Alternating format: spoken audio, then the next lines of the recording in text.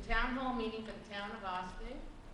It is July 21st, 2015. Please stand for the pledge.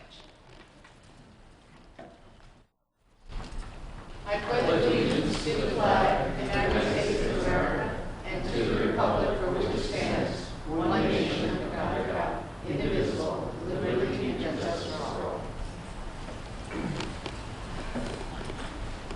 So this evening we're going to start with a update from the town-wide reassessment, revaluation, and I'm going to turn it over to Fernando Gonzalez, who's our town-wide assessor. Thank you. Can you hear me? Hello?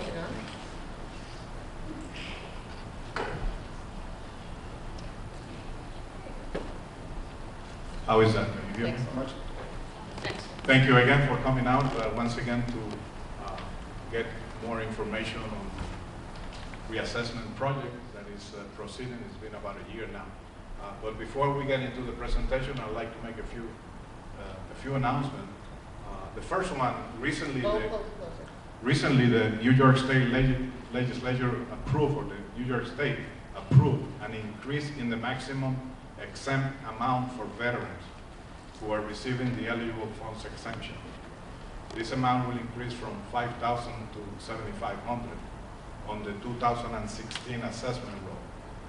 We send out letters to these veterans, but if you have not received one, or if you may think that you may be eligible for this increase in the exemption, we need the documentation that proves that you did get those eligible funds in order to increase your exemption. If you're not sure, just give us a call in the office, speak to Andy Jackson, who's our expert on veterans exemptions, and we'll be glad to tell you what documentation we need. Or we may have the documentation already when you file for the original exemption. What's your number? The assessor's office is 914-762-8274. Or you can view our webpage online at the Town of Austin's website. On another matter, particularly for those of you who are in the real estate industry, we are constantly getting questions as to what the effect on my taxes would be once this process is completed and adopted, and the roll is used in 2017 to levy the taxes. And that is a very involved question, which depends on the assessments of every parcel in the town. And a lot of misinformation is being passed around out there. We are constantly speaking with people in the industry, realtors, brokers, appraisers, title companies.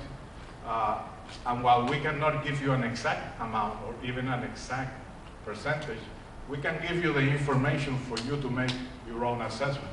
For us to give you, or for anyone to give you a specific number or a specific percentage increase or decrease, it would be irresponsible, since it depends on so many variables.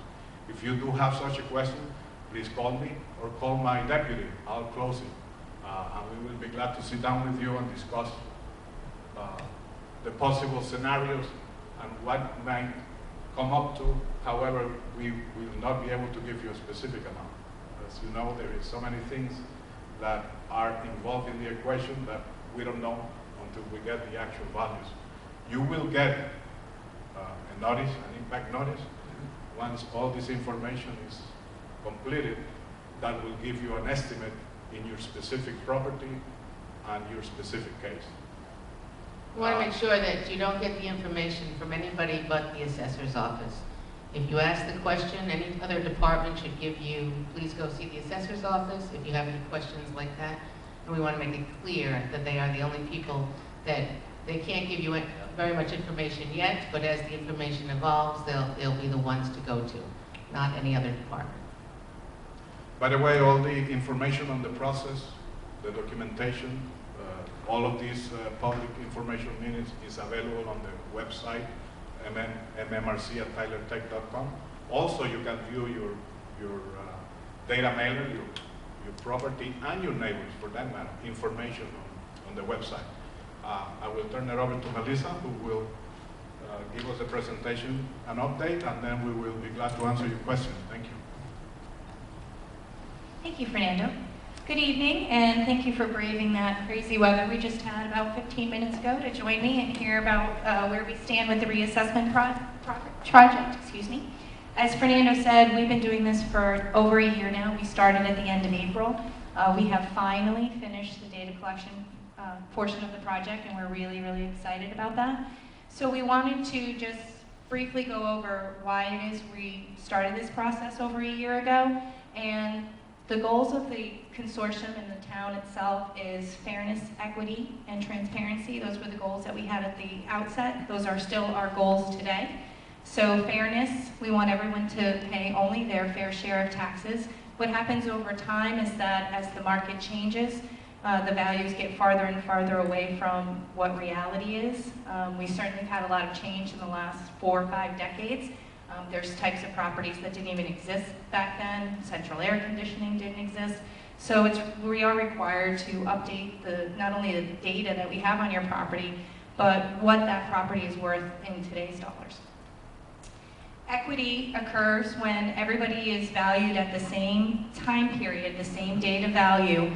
We reset everybody. So everybody who's gone through a certiorari, everybody who's had any kind of change to their property, we're reflecting the condition as of today, any improvements that have been done that weren't recorded. That's going to help us achieve equity as part of this process. And we also do tremendous amount of public relations, which we hope you have taken advantage of through our website, as Fernando said, the meetings that we've had. And it is our goal to make this process as transparent and understandable to all of you as possible, as many of you have probably never gone through a reassessment before. Oops. So it is important that the reassessment itself is revenue neutral. And what I mean by that is that no new taxes are raised as a result of the reassessment. We just redistribute the tax dollars. So some people will pay more, some people will pay the same, and some people will pay less. So the existing distribution is based on, again, the values that are decades old. So it's going to happen. There will be shifts between different taxpayers, different groups, commercial versus residential. So that will happen, but overall, there's no net gain to the town by doing a reassessment. So here's just an update of where the timeline stands and where we are. So we did finish the data collection. Where we are right now is the valuation analysis. So that's what we're doing right now as we speak. And as you can see, we still have a ways to go. You're not going to find out what the impact of this reassessment is until March of 2016. So even though we feel like we've accomplished a lot in getting all that data collected, because that was a really difficult and labor-intensive part of the project, we still have quite a bit of work to do. So again, public information. This is a slide I've had in just about all of mine because it's important for everyone to know what it is that we have out there for you to view. We sent brochures to everyone. We're not mailing those out anymore. We finished that. But those brochures are available in both English and Spanish on the website.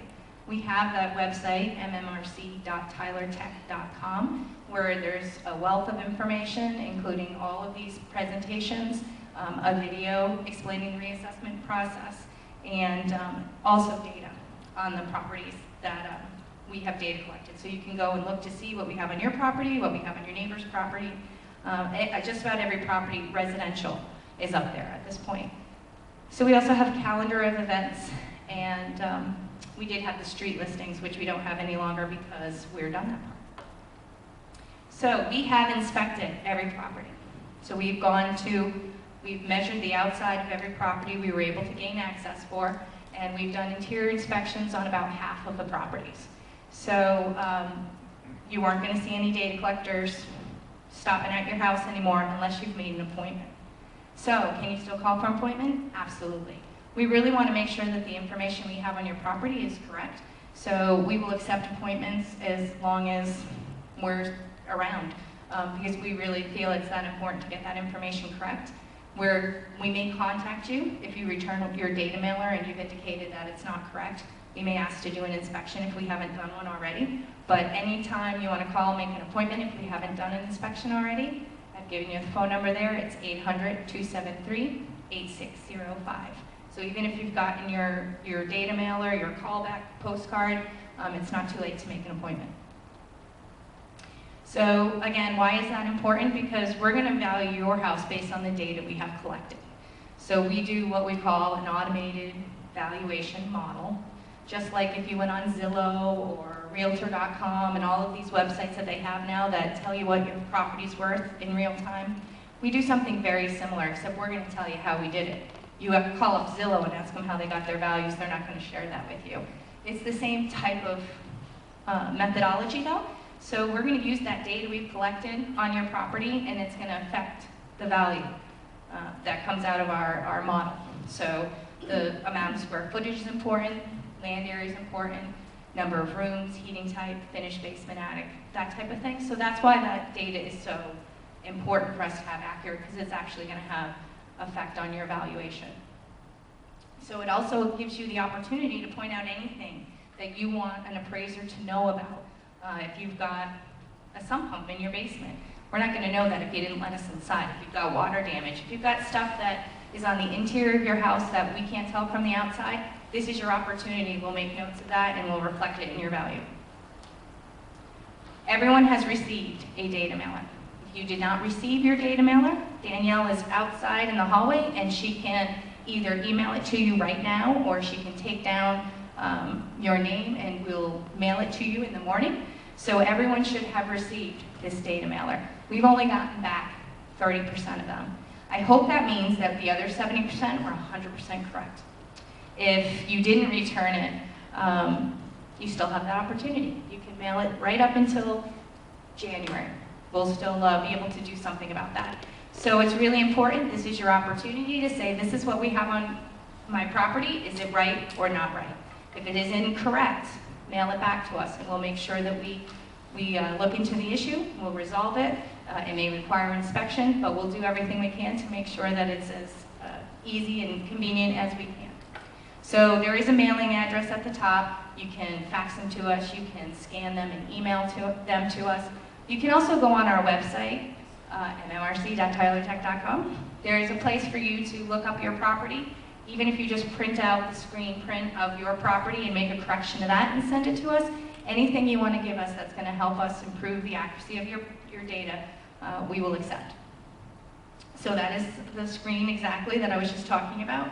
And again, you can look up the data for just about any property residentially in town. So I don't know if we have any commercial property owners. I talked about this at the last meeting. It's really important. We collect information on income-producing property as a way to value them. And what we're looking for is what a property would rent for, what the expenses related to that real estate is. And we collect and analyze that information, and that's what we use to value commercial property. We've gotten less than 20% back of the ones we've mailed. So whatever we get is what we have to use.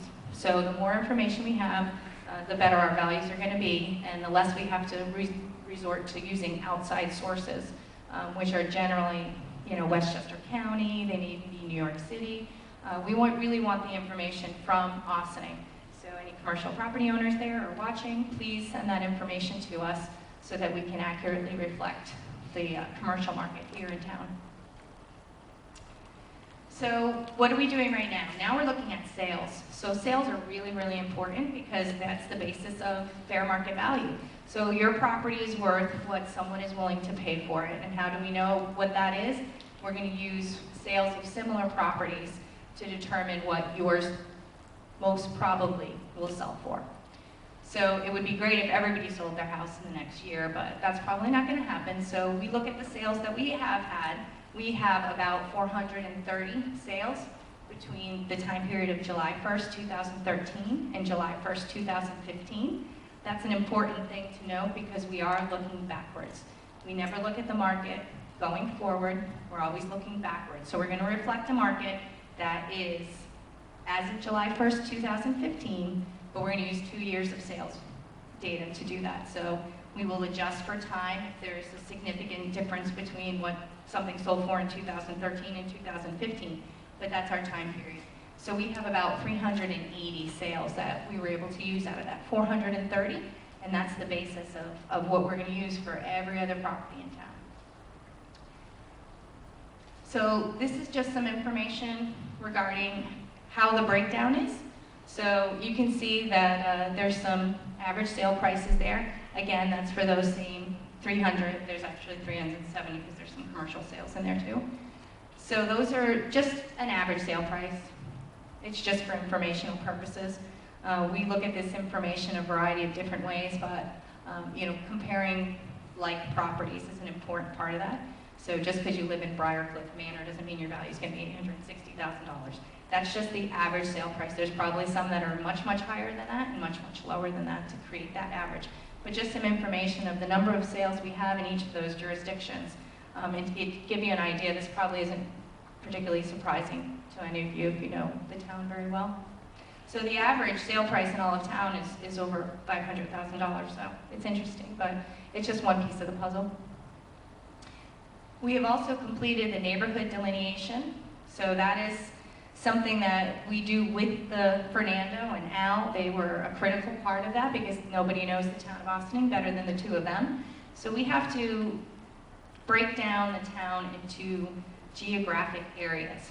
So when I'm just deciding what houses are comparable, I probably don't want to compare something in Indian Village with something in Briarcliff Manor. Those are not going to be comparable properties. They're not in the same school district. They're not of the same type of property. You may have more expensive properties in one place or the other. So we're looking to identify what makes things sell for different amounts based on their location. So it is pretty tricky. We have 380 sales to base that on, but again, we relied on the town a lot, and Al and Fernando to help us with that. So some of the things that we look at when we were determining the neighborhoods, we actually had some great neighborhoods to work with, so we were lucky.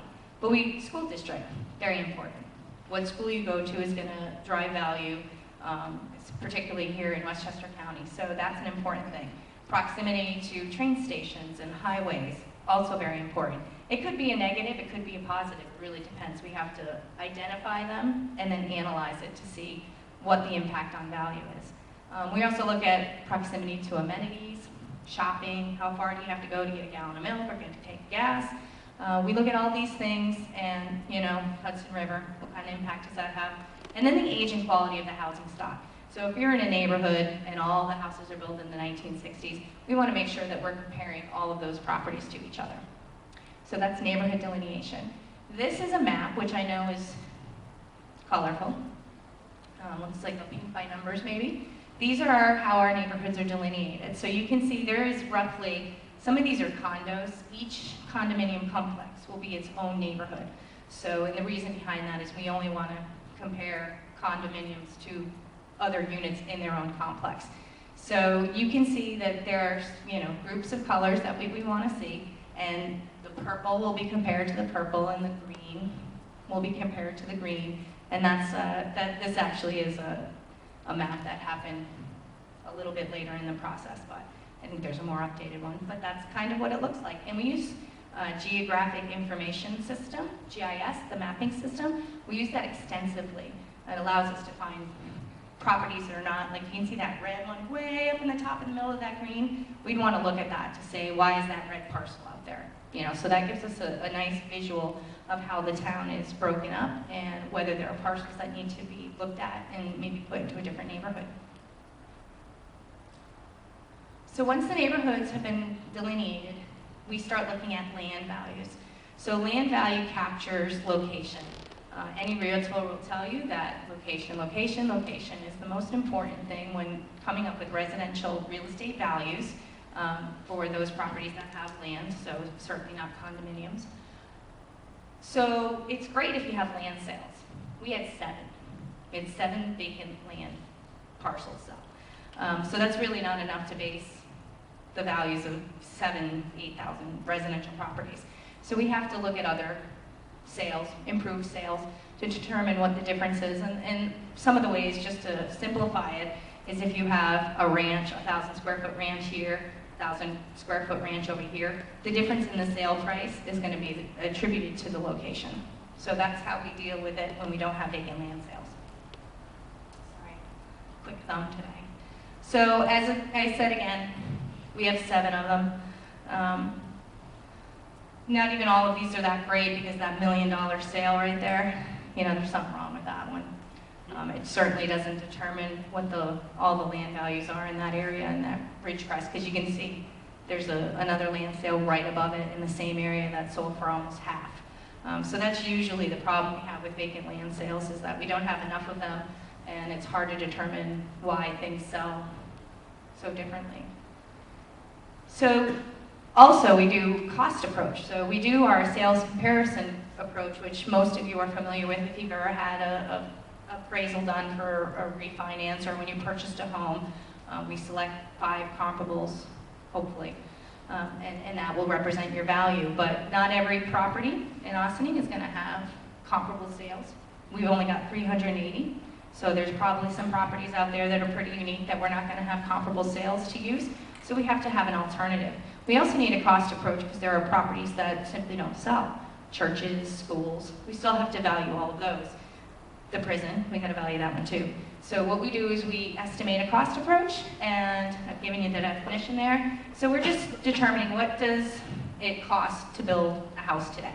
So we're going to start with a replacement cost new, and that includes what the builder gets in profit. So it isn't just, count up the nails and the wood and the siding, the profit and all of the site work, all of that goes into it. And then we have to calculate depreciation because not every house is new. So that is part of the cost approach. So that is what we've completed up to today. So we're very far along in our valuation. This is just an example of, because there's only been, this was surprising to me, I don't know if you noticed, 21 houses have been built in Ossining since 2010. That's it, not very many. So normally I would want to use sales of new houses to determine that market for me, but because there's only 21 of them, I also use a secondary approach. We use this company called Marshall & Swift. We value it out like this is a brand new house. It gives me a number, I compare that, and that's a secondary way to test that I'm actually calculating a good replacement cost new for every property. So eventually you'll get a property record card, or you can get a property record card. You will see both of those approaches on your record card. You will see a land value. You will see a replacement cost new of what it would cost to build your house today. Then you will see depreciation, and then you'll have ultimately a depreciated value. So, yep, there we go, depreciation. So the depreciation considers 2 things, the actual age of the house and the condition. So you can have a house that was built in 1890 that's been completely remodeled. You can have a house that's built in 1890 that hasn't. Those will sell for very different things. So they both have the same age, they're going to have a different condition. So depreciation is a percentage. So if it's brand new, you would expect it to be 100%. And if it's really old, maybe it's only worth 50% of what it was brand new. And that's the depreciation part of the cost approach.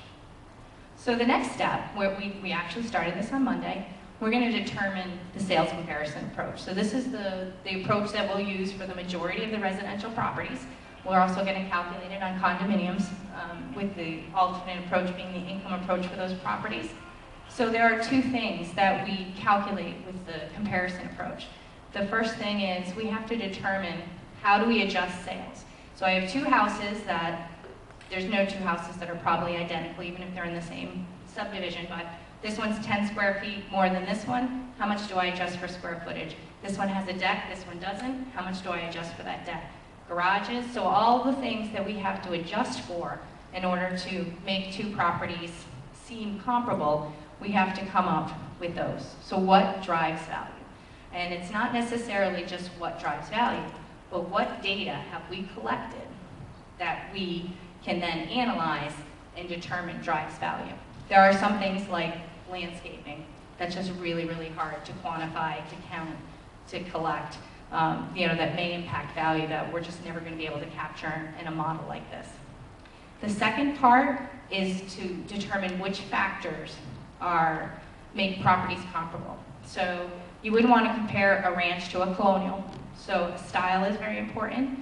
The location, again, that's that neighborhood, that colorful map. We don't want to compare things from one side of that map to the other. Chances are there's some locational effect on the value.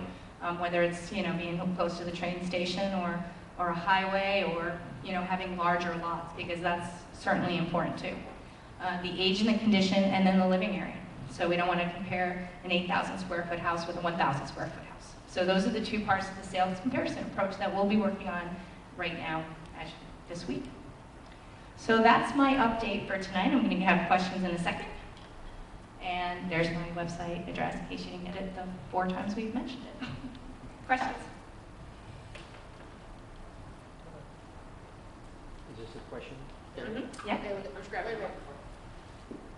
I need you to come up to the mic, give your name and address, and then you can ask your questions, okay? She's gonna bring the mic to you. You have to hold it very close. Is it on? Yeah. Okay, how many communities in Westchester? You can't follow instructions, can you? You have to say your name and your address. John Perillo, 72 Havel Street, Ossining, New York, for 64 years. How many communities? I think there's 43 communities in Westchester. John, hold it close to your mouth. Okay, I don't want to. I know. No. You do it all, I know. All right. How many communities has Tyler engaged in reassessment in Westchester County out of the 43 communities? We did Scarsdale in 2013. We are under contract with Greenberg, North Salem, and Yonkers. Is Bronxville? Bronxville. Okay. You talked about revenue neutral, and you said, I thought in the beginning that reassessment will not necessarily equal more taxes. I'm quite, all of the things that you're talking about seems pretty positive on the fact that it seems like people's will have an increase in their taxes. So, I didn't see anything that, the balance that you talked about. So if the town needs to collect $100,000 before the reassessment, they still have to collect $100,000 after the reassessment. Now, we all know that the budget typically changes from year to year. The school budget changes. That aside, that we can't account for. But if the budgets were to remain the same, then all we do is, if you paid $10 last time and she paid $20, you may pay $15 and you pay $15. So if the net at the end is still $100,000, we're just divvying it up differently. Okay. So there's two portions of a tax bill. One of them is an assessment, and one of them is a tax rate. So the assessments all basically just get wiped clean, and everybody gets a new assessment. And now instead of having that ratio you had to divide your assessment by to see what the market value is, now when you get your assessment, that's what we think your value is worth.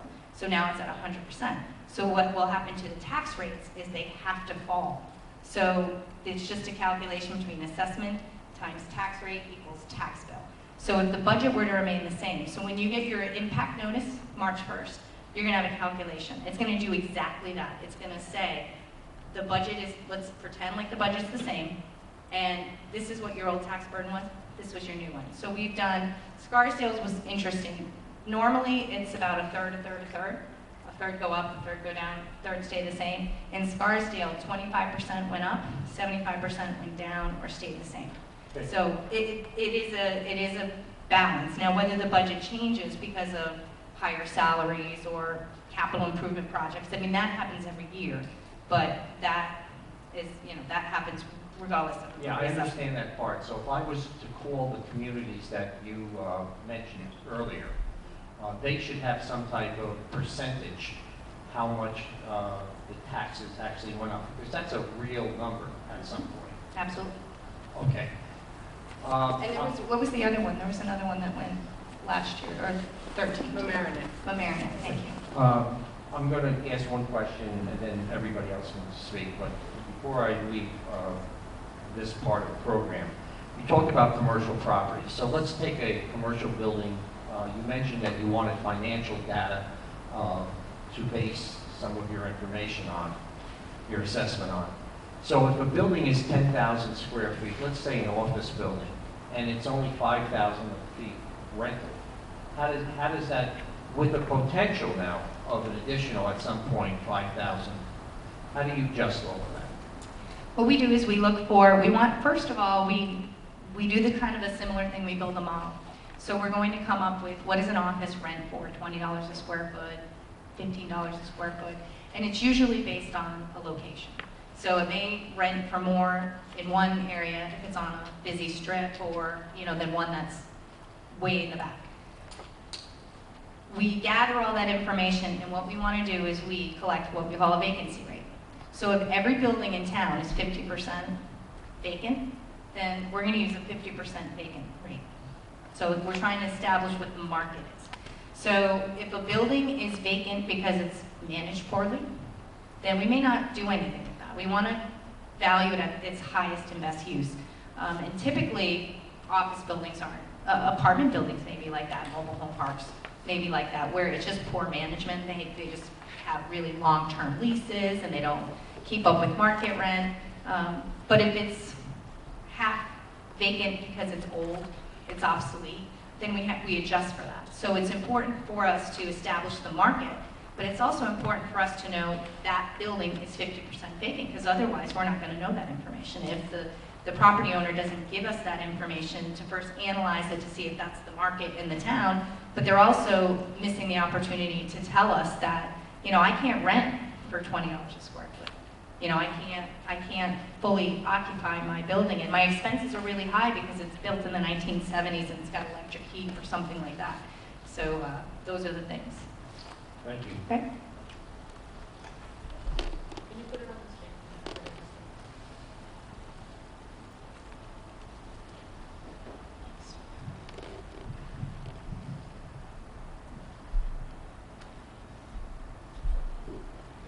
Thank you.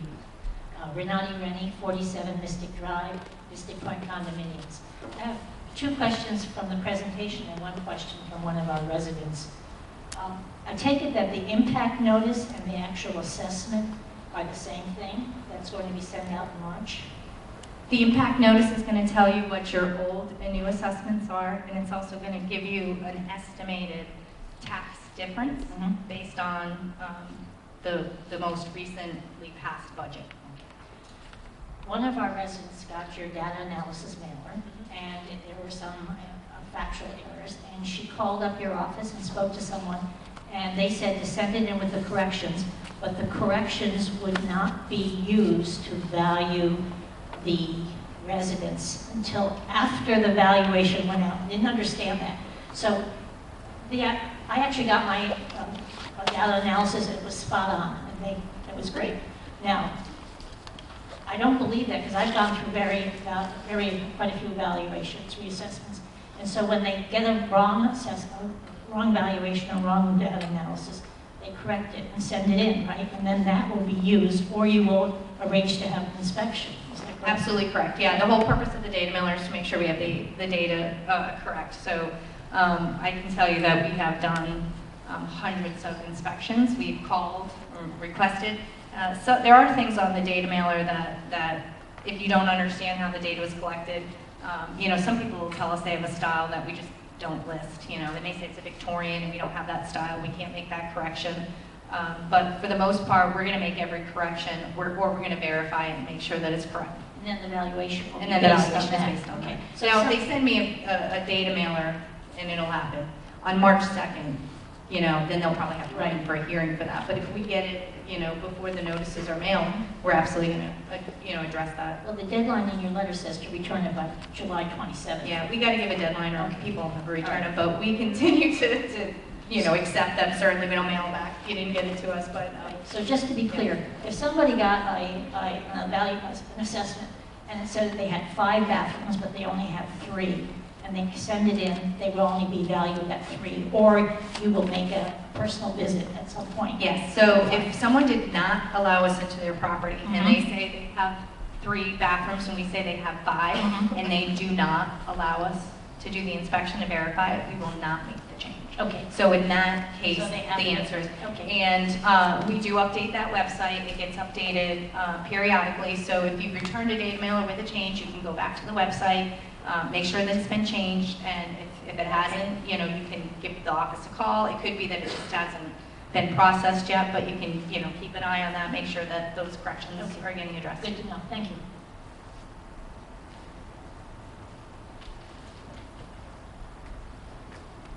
just want to point out that once the impact notices are mailed in March, you will have an opportunity to meet with an appraiser from Tyler to discuss your valuation if you think that your valuation does not reflect the current market value.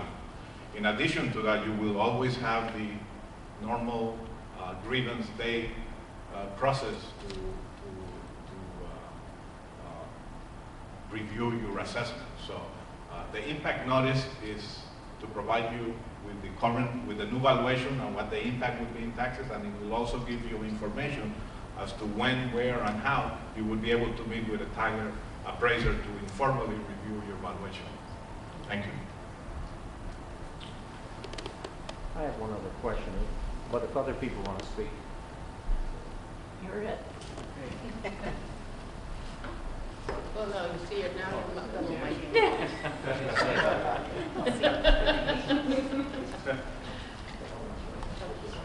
I want to talk about your present certioraries and how, after the reassessment, how does I guess it would be the town, are you budgeting for a lot of certioraries?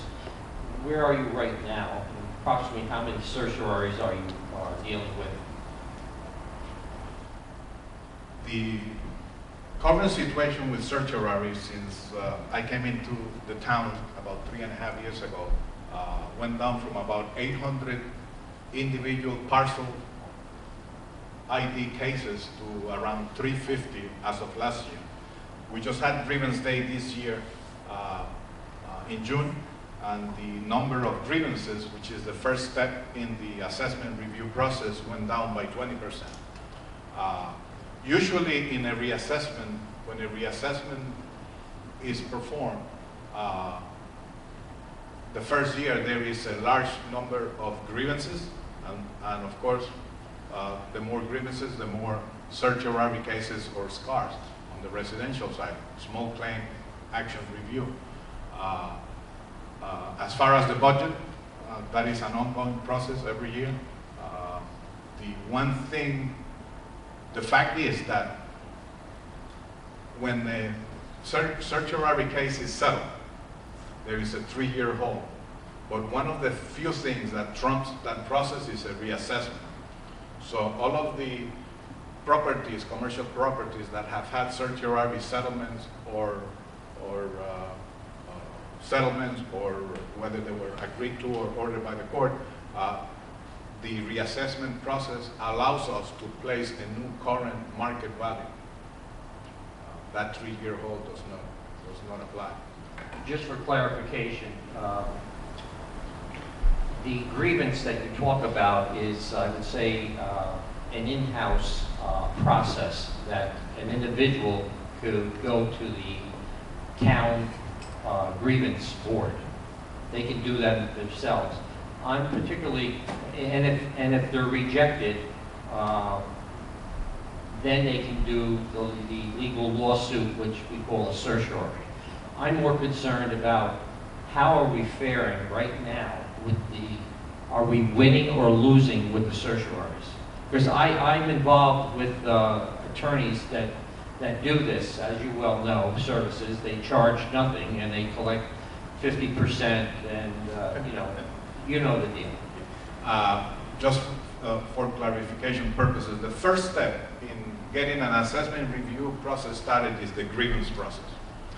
Then the Board of Assessment Review will render a decision by September 15, which is when we finalize the roll. We publish the roll June 1st.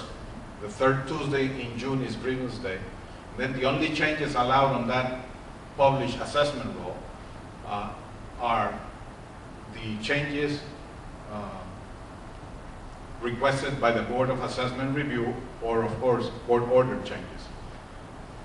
After September 15, petitioners that have not gotten relief by the Board of Assessment Review and wish to continue with the grievance process, the residential properties are permitted to file a SCAR, a small claim action review, and commercial properties file a certiorari, which is in the Supreme Court, and I'll have the town attorney interject if he feels that doing great. Thank you. So basically, October 15 is when we will know how many more SCARs or certiorari cases come on board. But throughout the year, this is an ongoing thing we are processing. The court is pushing the cases through the system, and we are settling or closing many of these cases. I'd like to inform that over the last 3 years, we have decreased more than what we have increased, and the backlog has diminished substantially. Every year, it's part of the process, the reporting process, to all the tax levy jurisdiction, the school, the villages, and the library. We provide reports as to where we are, and what we have, and what has come in new during the recent year of grievance process. Condominiums specifically, I understand from questions tonight that you will determine who has 2 bathrooms, who has 4 bathrooms, or whatever changes have been made. But how are they directly affected?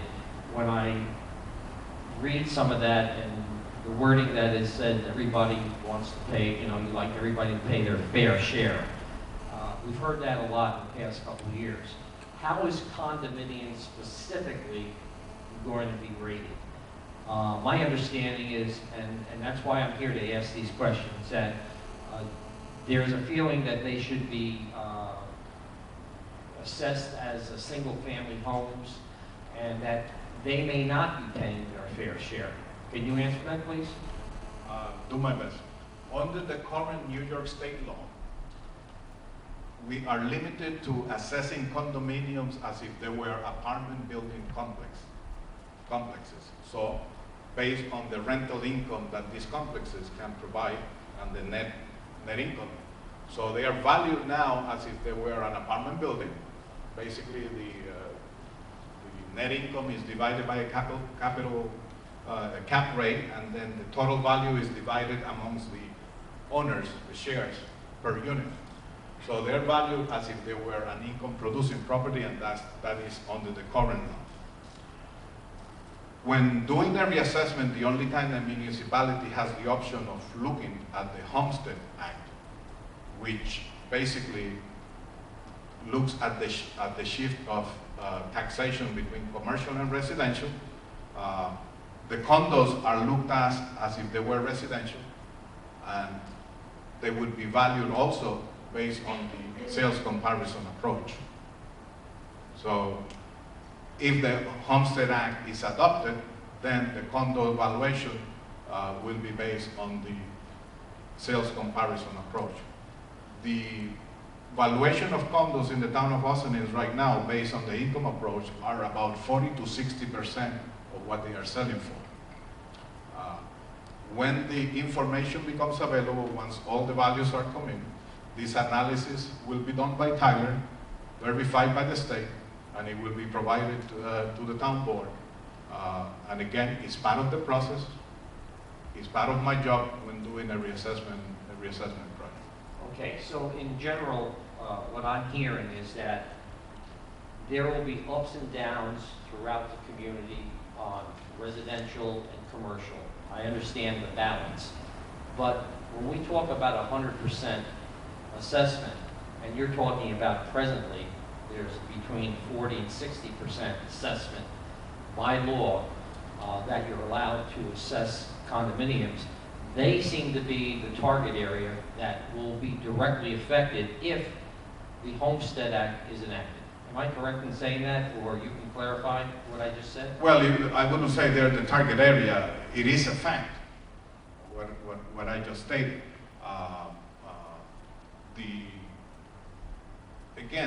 The shift analysis attempts to measure the shift of the tax burden from commercial to residential. Now, bear in mind that under the current system, the condos are valued as if they were commercial property. So it is that shift analysis that is utilized by the municipality to make that decision. In municipalities that have not done a reassessment for so many years, historically there is a larger shift particularly municipalities that have a large commercial base. We do have a substantial commercial base, but not that large. Bear in mind that in the town of Ossining we have approximately 10,200 parcels, of which 6,700 are residential, 1, 2, and 3 families, about 1,800 and change are condos, and about 1,000 are commercial, and then we have the municipal buildings, schools, etc. So the decision by which that would change would be based on the analysis of taxation from commercial, shifting from commercial to residential. Also, we have, over the years, due to the large number of certiorari cases in the town that have been settled in the last few years, many of our commercial properties are now more in line with what the market value should be. So the expected shift, or the traditional shift after a reval over a 40-year period I don't think is going to be that significant. So within the village of Ossining, village of Briarcliff, and the unincorporated town, there are about 1,800 units of condominiums? 1,860. Okay, thank you. You're welcome.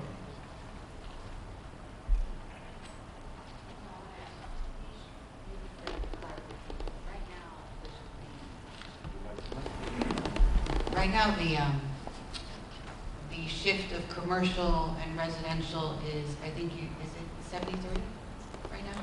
Not the shift. I mean, not the shift. We don't know. Not the shift. We do not know the shift until all the values for every property is in and is analyzed.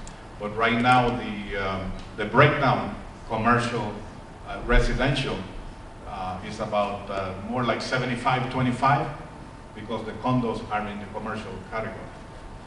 Okay. I have a follow-up question. So, for clarification, if Homestead were adopted, it's not that then your residential versus your income-based, which is going to be a 50-50. You can't do that. What it would be to try to not have the shift move from 75-25 to then be 90-10. That's what we're talking about, right? If we saw a shift that said after this whole reassessment, we see a valuation of 90-10 for residential versus income-based, then Homestead is simply the ability to keep it at 75-25. Is that correct? I see her saying yes. No, but bear in mind that this analysis is not to maintain the proportion of commercial property numbers to residential. The attempt is to maintain the percentage of taxation imposed on the residential class property versus the commercial class properties. So if in the 2015 roll, whatever number of commercial properties are paying 25% of the taxes, overall taxes, and the residential class properties pay 75%, what the Homestead Act will attempt to do is to maintain that breakdown, that level of taxation. In other words, the Homestead Act is there to prevent a large shift of taxation from commercial to residential. That is the purpose. That is the purpose of the Homestead Act. And the properties that will be considered residential are 1, 2, 3 family homes and vacant land under 10 acres. Pretty much everything else is commercial.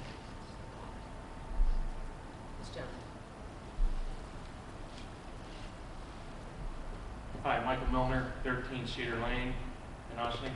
Melissa, thank you. Fernando, thank you. It was an excellent presentation. I appreciated the level of detail, and certainly you guys have a tough job. I appreciate that. You talked in the neighborhood distribution, neighborhood delineation about, and I think you did what most people would try to do, and that's sell the positive things, access to public transportation, amenities, shopping, and so on, river influence. How do you guys assess the negatives? How do you assess the detractors and plant that into the neighborhood?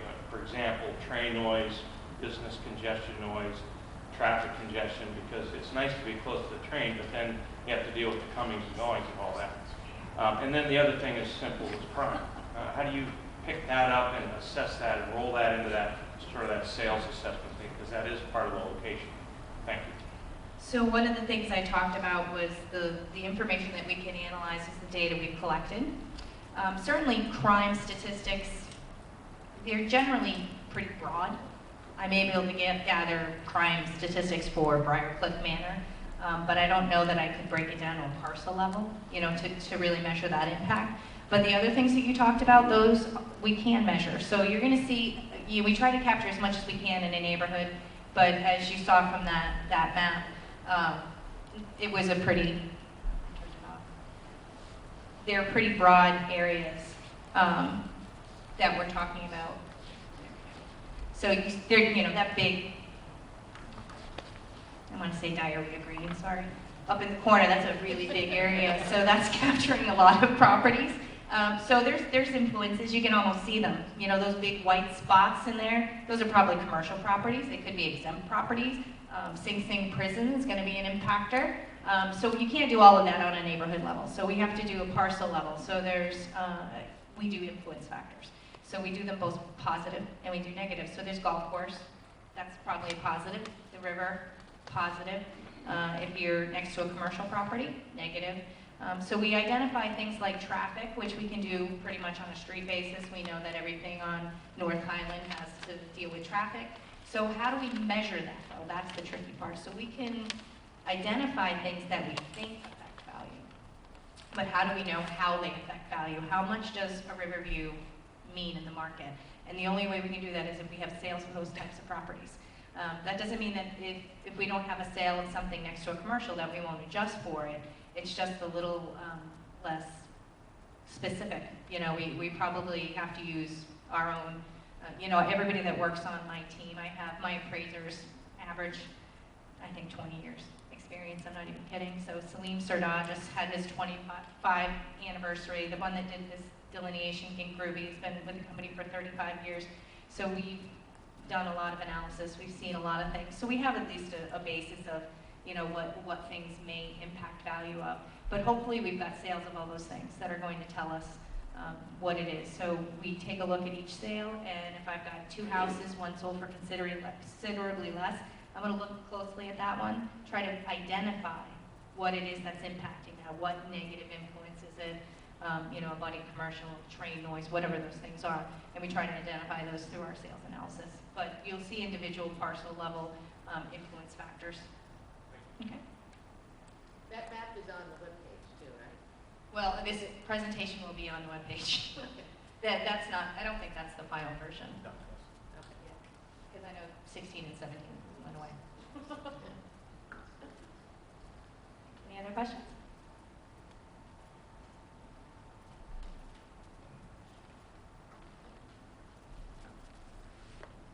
So this is a town hall meeting, so we want to open up the floor. Anyone that wants to talk about any other topics, we always start off with an agenda item. And is anyone who wants to chat? Mr. Gershon, please give your name and address.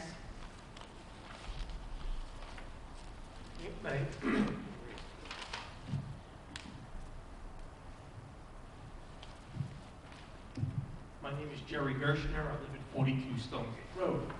I've heard a lot of discussion about the Dale Cemetery. There was some discussion at the last town board meeting. And I'm trying to figure out how the contract between the town and the Dale Cemetery Management Corporation works. I've done a little research. So if I'm wrong, let one of the attorneys here tell me so. The Dale Cemetery Management Corporation is a separate corporation from the town of Ossining, given, right? There are 3 members of the board of directors of Dale Cemetery. Originally in 2004, the town of Ossining had the right to appoint one of those 3 members.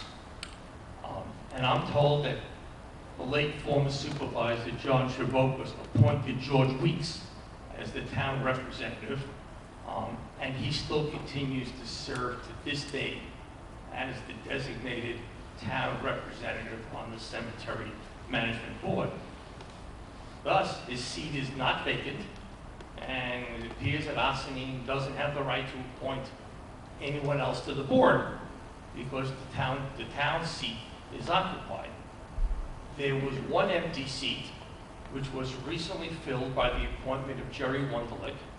The appointment was made by the 2 existing directors, George Weeks and Barbara Astilianos. Did I get that right? Thank you. At the annual meeting of the Cemetery Management Corporation that was held this past July 9th.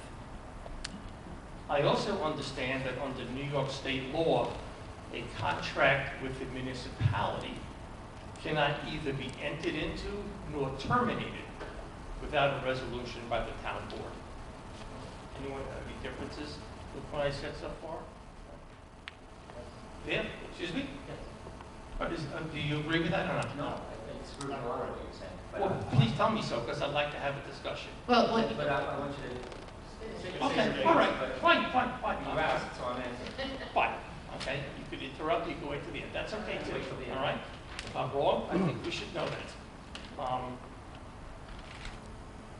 Therefore, under my analysis, the notice of termination that was sent to the Cemetery Management Corporation in 2014 appears to be invalid because it violates the contract. The contract reads, upon the expiration of the initial term, which is August 11, 2014, this agreement will automatically renew for an additional term of 1 year and for additional terms of 1 year upon the expiration of each renewal period until and unless either party has given notice at least 30 days prior to the expiration of the initial or any renewal term. Right? The initial contract expired August 11, 2014. Right? I contend that because there was no town board resolution, there's been no termination of the contract. So now we're into the first renewal period, which runs from August of 2014 to August of 2015. But the 30-day notice date, was July 12th, 2014. No notice was given. Now we're into the second renewal period, August of 2015 to August of 2016. The termination notice had to be given by July 12th of 2015. There was no notice given. Right? It would appear that the contract is still in effect. And since the contract is still in effect, it's probably fair to say that the, quote, termination of George and Barbara back in 2014 was illegal and that they are still employees of the Cemetery Management Corporation and may very well have a claim for back wages, but I won't speak to them about that. Where is the Dale Cemetery Management Corporation checkbook?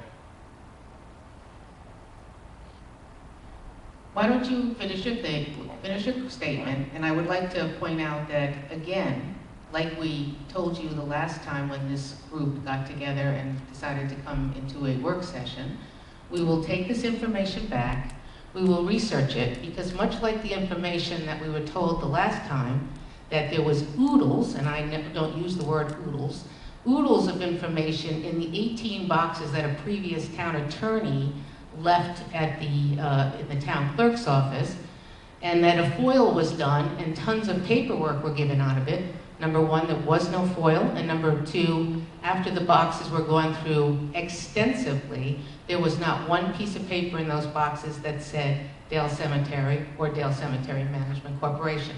So what I'm going to ask you to do is give your notes to the clerk, Well, let me finish. and my- then we'll come back with answers for you. Let me finish my comments. So I come back to the comment of who's got the checkbook on Dale Cemetery Management and who was authorizing payments. I understand that there were only 2 signatories on the Dale Cemetery Management Corporation checkbook, George and Barbara. Were those signatories changed without the consent or the authorization of the cemetery board? Chase Bank said the signatures were changed. Someone may have to explain how that occurred. My recommendation to all of this, and I think it's a real mess, and my opinion is shared by a number of other people. I think the town needs some real outside legal independent review of this whole mess of the management corporation, the town's action towards it, who's got the missing checkbook, who changed the signatures on the checkbook. How do we know what checks are being written? Because it's not a town of Ossining checkbook. So, can anyone tell me who changed the signatures? That's an easy question. Thank you for your comments. Can anyone tell me who changed the signatures of the checkbook? Can anyone, there's got to be a reason why the people who know who changed the signatures on the checkbook don't want to say who changed the checkbook. If you give your information to the clerk, we will get back to The you. clerk has it already. But why won't you tell me who changed the signatures? Why won't you tell me who changed the signatures on the checkbook? Who's signing the checks now? It sounds like no one wants to answer the question. Is something being, I don't know, covered up? Eric, who changed the signature on the checkbook? I think it's an inappropriate question for a work session. Why? I think that we have heard your comments, as we do with every interested resident of the town who wants to come up and speak. But this isn't an interrogation, Jerry. I asked the And it's an question. interrogation. I asked the question. And this is not a question answer, it's a work session, sir. And a work session is a town hall meeting where we welcome your comments, but it's not, this is not an opportunity for you to take pot shots at, and micromanage this board, sir. I just heard other citizens ask questions and they got answers. Thank you for your comments. If you give your information to the clerk, she will make sure we get it. Could you tell me who changed the signature? Who signs the checks to the Dale Cemetery Management Corporation? Nobody knows. Who went to Chase Bank and changed the signatures on the checking account? Please give Nobody. your paperwork to the clerk. Thank you. Why can't you? Is there a reason why you don't want to answer the question?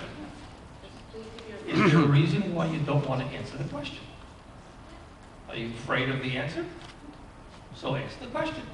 It's a simple question. Please give your paperwork to the clerk, Why won't you answer the question? because we're not going to do this tonight. Please give your, You're, I'm not afraid of anything, so so when will you answer that question?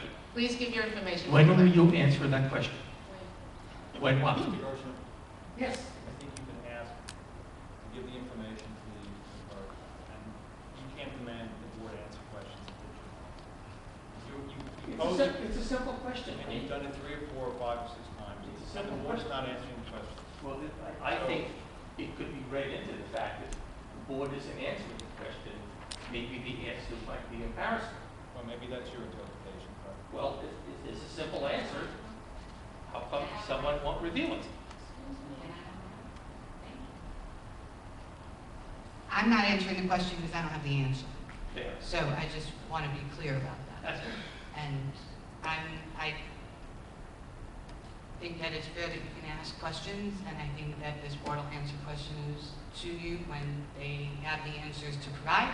I can't speak for those who have knowledge, but I don't have the knowledge. So I'm not ignoring you, I just don't know. I appreciate that, Kim, but I think the answers are known.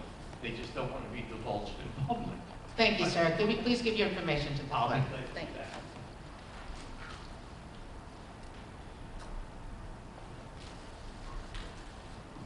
Is there anybody else?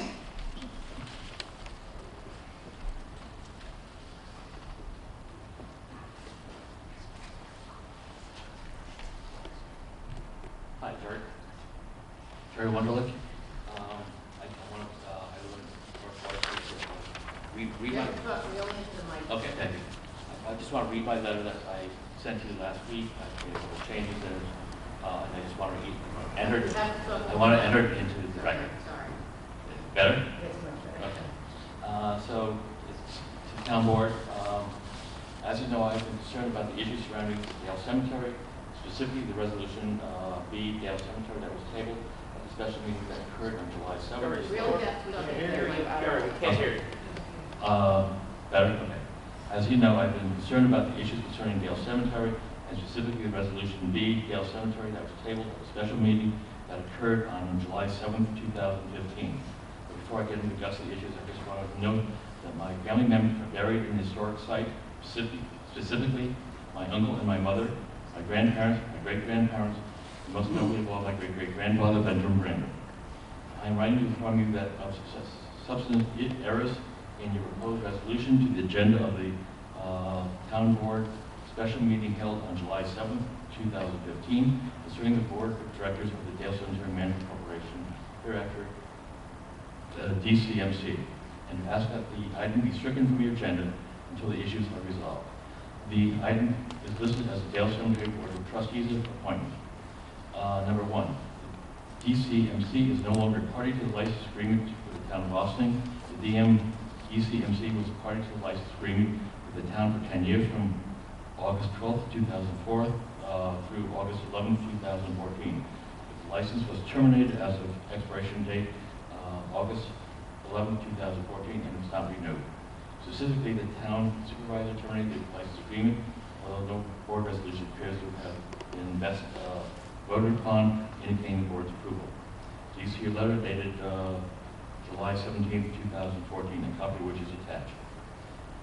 Two, therefore, the agreement does not remain in effect in accordance with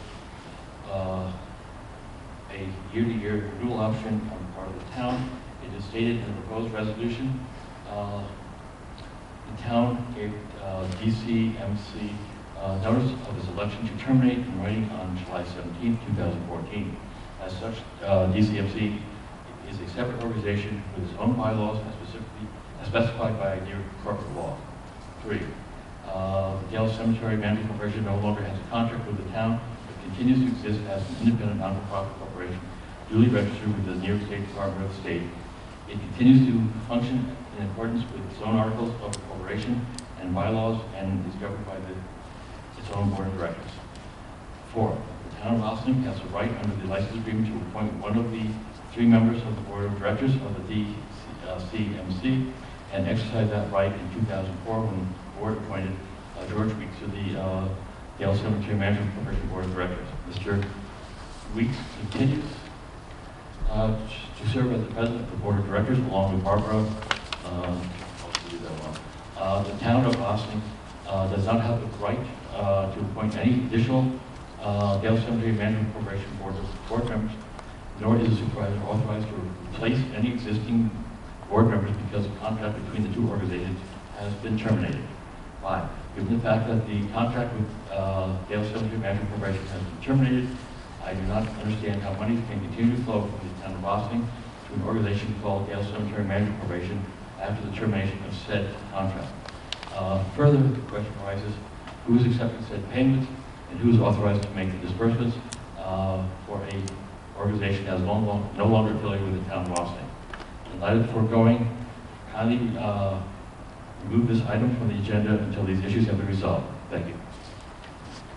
And you know we did. And we have not done anything since then. Thank you. Anybody else?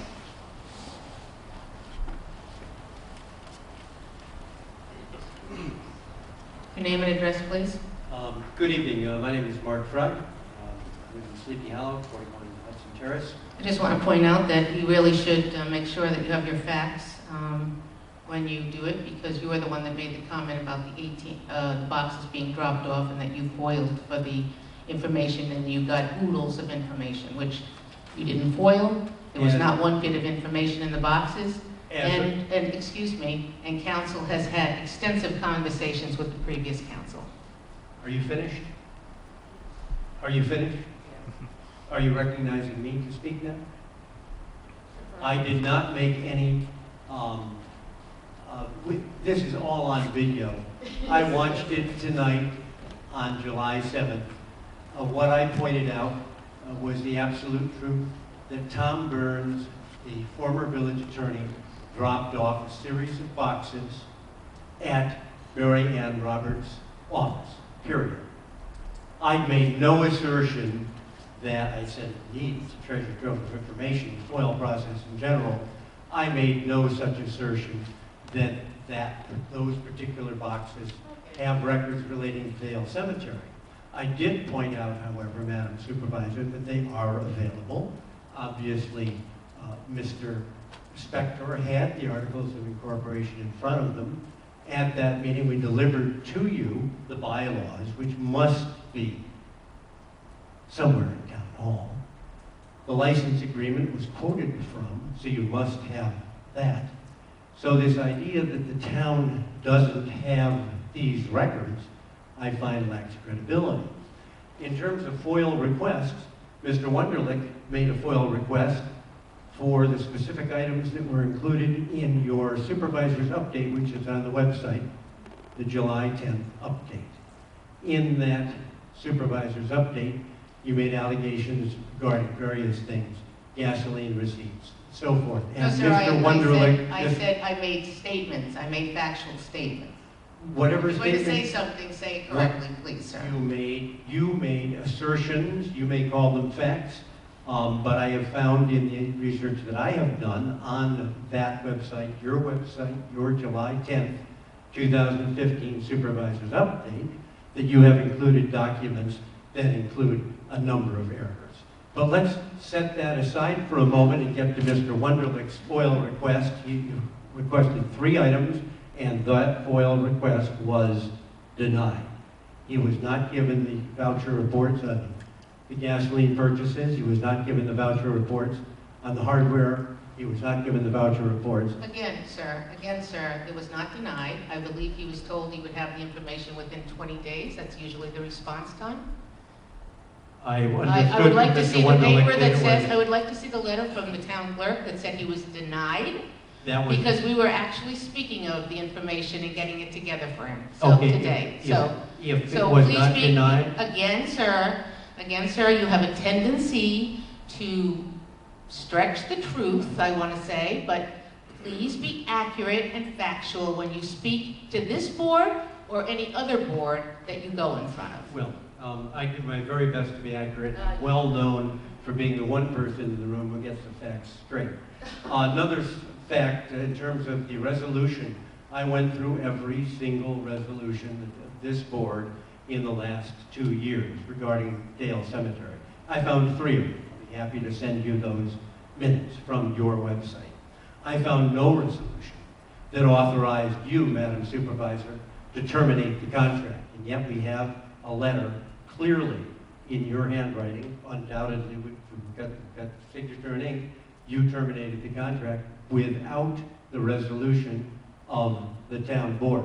If I'm wrong, please produce that resolution. Thank you very much. Thank you for your comments. Anyone else? Anyone else on any other topic? All right. I want to thank you for coming out this evening to this town hall meeting. I want to thank you, Melissa and Fernando, for a very enlightening time. That presentation will be on the webpage. Well, it might be enhanced, right? You said the map would be enhanced? We'll have a From this map?